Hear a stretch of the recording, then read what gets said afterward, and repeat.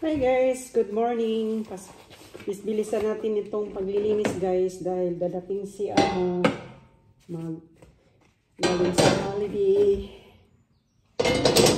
Grabe. Busy naman tayo nito guys.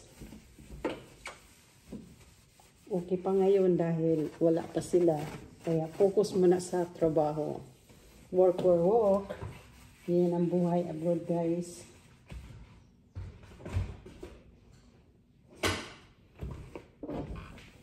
Linis ng linis.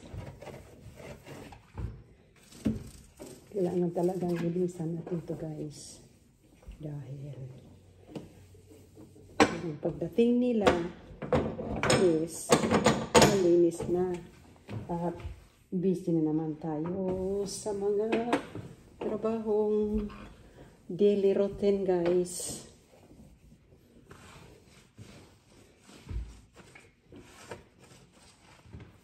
Yan. Oh my goodness.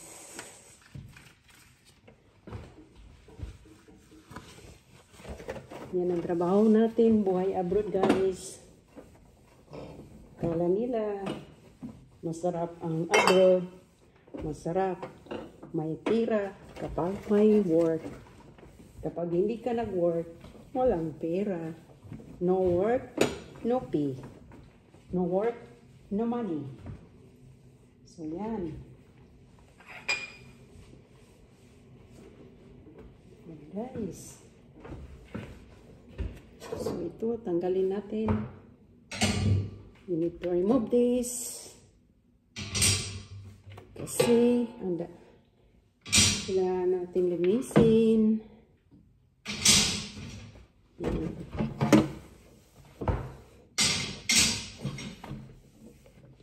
And this one, we need to take off. Yan. Step by step. Kailangan linisin natin ito guys. Ipa-shine natin. Yan. Lahat tinatanggal guys.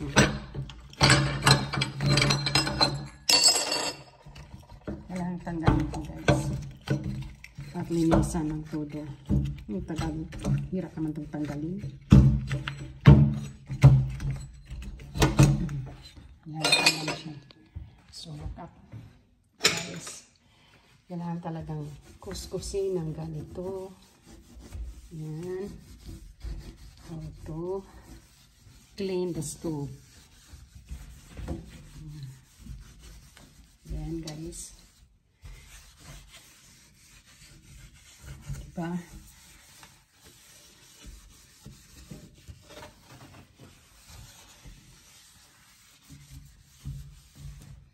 So yan guys.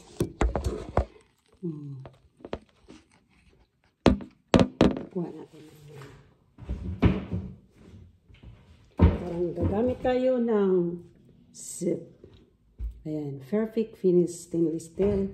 Pero meron akong oven para sa oven guys. Pero gusto ko lang para sa shine.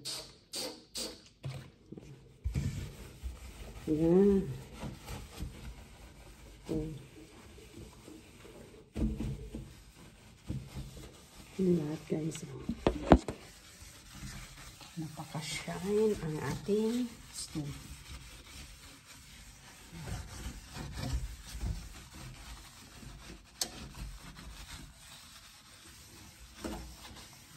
This perfect.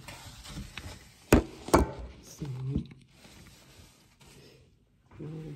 tapos paano tayo basa? Ito basa with cloth, punas.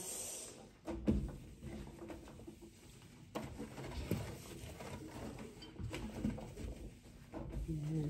Darating lang kasi ang ating amo next week. So, kailangan natin yan.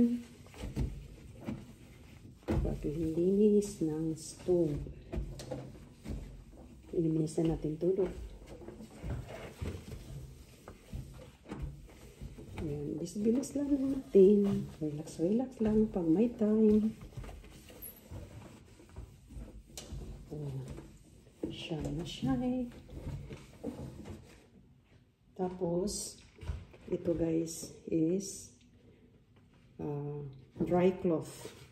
Pag dry cloth, ito na ang kalabasan guys.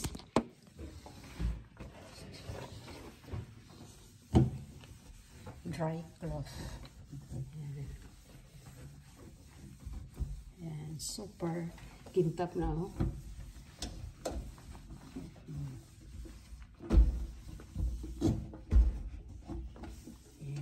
Yes, super kintab na ang ating stove.